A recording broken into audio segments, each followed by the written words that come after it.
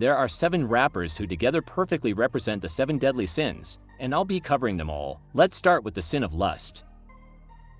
Lust is described as an inordinate craving for the pleasures of the body. A rapper who embodies lust to the fullest extent is none other than Future. Future has been in the game for over a decade and has become infamous for his toxic nature when it comes to women. He's even been crowned the king of toxic by the music streaming service Tidal, who state that his music ranges from lyrics about infidelity and sexual prowess to pleading with exes who've moved on. Speaking of exes, Future has had children with a lot of them, having 8 kids with 8 different baby mamas, with no marriages involved. One marriage he was involved in, indirectly, was that of NBA legend Scottie Pippen. Future had a brief relationship with Pippen's wife, Larsa Pippen, while they were going through a rough patch. Some speculate that was a major reason for their eventual divorce. Another infamous situation was when Future flew out an Instagram model, promised to reimburse her 1000% of the flight, but ghosted her after she refused to get intimate. She asked if she'd still be seeing him, to which Future replied, "I'm good, love.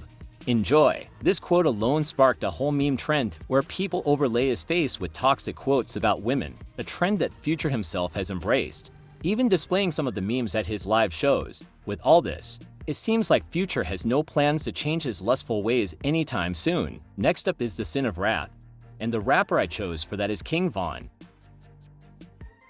Wrath is intense anger, rage, and a desire for revenge, often with violent consequences. When you think of wrath in rap, it's hard not to think of King Von. Born in Chicago, King Von didn't just rap about violence.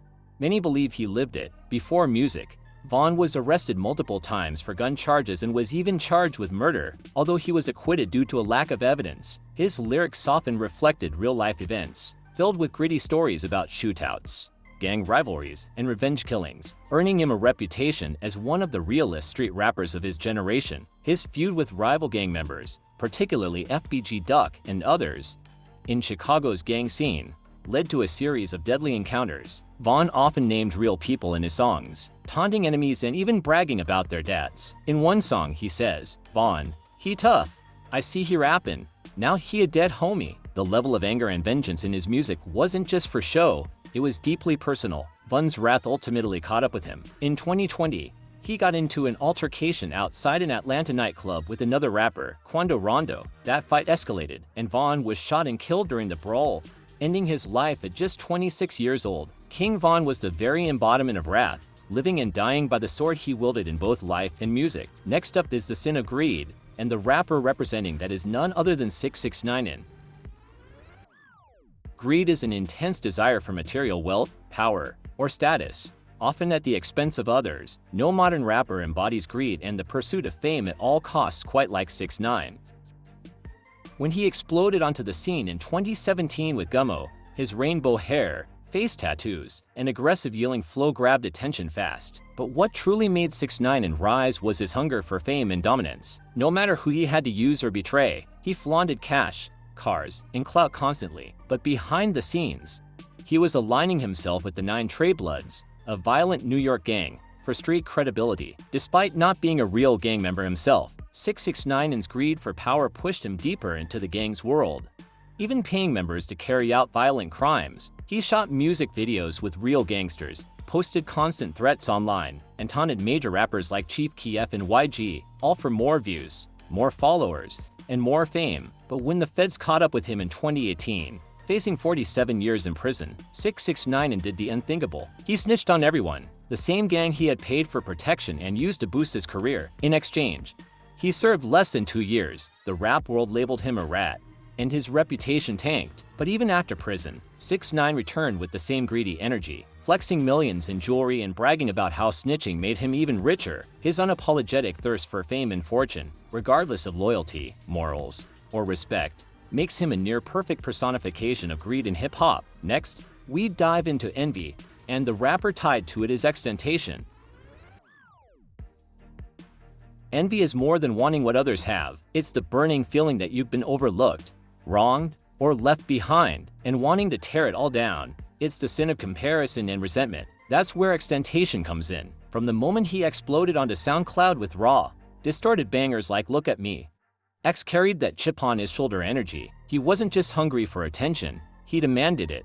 He didn't want to be like other artists. He wanted to eclipse them. Behind the aggression was a deep insecurity, a feeling of being left out of the spotlight, unfairly judged, or misunderstood. Envy was in his voice, chaotic, loud, distorted, bleeding with pain. His music was a cry. Why not me?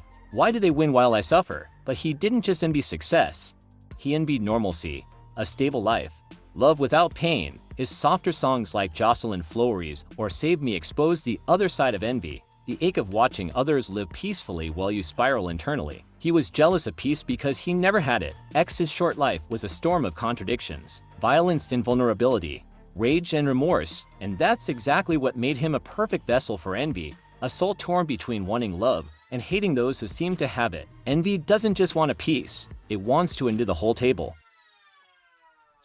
Sloth isn't just laziness, it's spiritual apathy, a lack of drive.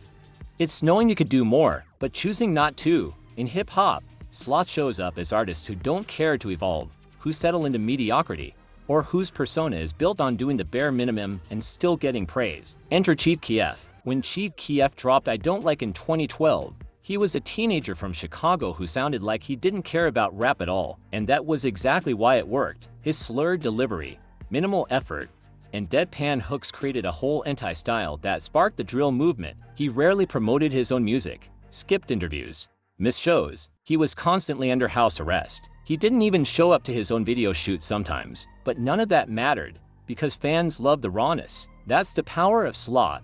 It's magnetic in a weird way.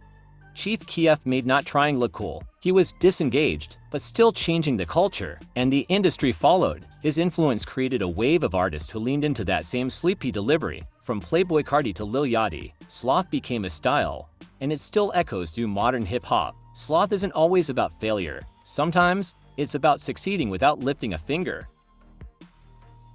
Gluttony is the sin of overindulgence, the excessive craving and consumption of pleasures, often material or physical. Rick Ross embodies gluttony in the world of hip-hop with his larger-than-life persona, extravagant lifestyle, and unapologetic celebration of excess. Known for his love of luxury, Ross's lyrics and image are filled with references to high-end cars, gourmet food, fine cigars, and lavish parties. His songs often boast about indulgence without limits. From stacks of money to endless feasts, Ross embraces gluttony not just as material excess but as a way of living without restraint. Behind the bravado, it's about enjoying the rewards of success to the fullest, sometimes to the point of decadence. Whether it's dining on massive platters or living in mansions with every comfort, Rick Ross's indulgence is legendary.